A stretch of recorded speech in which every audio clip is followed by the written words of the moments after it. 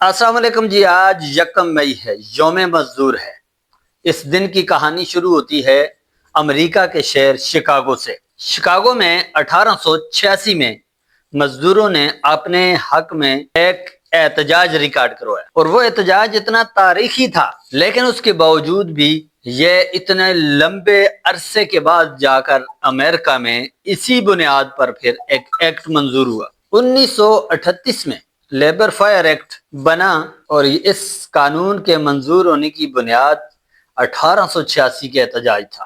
اس کے بعد باقی دنیا میں بڑے ممالک میں جیسے کہ برطانیہ میں 1998 میں ورکنگ ٹائم ریگولیشن ایکٹ جیسے قانون منظور ہوئے۔ ان سارے قوانین کا مقصد مزدور کے اوقات کو اور اس کے کام کو اور اس کی اجرت کو تحفظ دینا تھا۔ لیکن اسلام ایک ایسا دین ہے کہ جس نے صدیوں پہلے، آج سے 1400-1500 سال پہلے ایسے قوانین بنائے۔ نبی کریم صلی اللہ علیہ وسلم کی حدیث مبارکہ ہے کہ مزدور کی مزدوری اس کا پسینہ خشک ہونے سے پہلے ادا کی جائے۔ یہ ایک ایسا قانون ہے جو انصاف بھی ہے، مزدور کو اس کا حق بھی دیتا ہے اور بغیر کسی دیر کے دیتا ہے۔ اسلام دنیا کا وہ واحد مذہب ہے کہ جس میں ہر چیز، ہر کام، ہر لحاظ سے پرفیکٹ اور پراپر ایک ٹائم اور لمٹ اور طریقہ کار کے مطابق دی جاتی ہے۔ اس کے بعد یہ قوانین مختلف ملکوں میں بنتے گئے،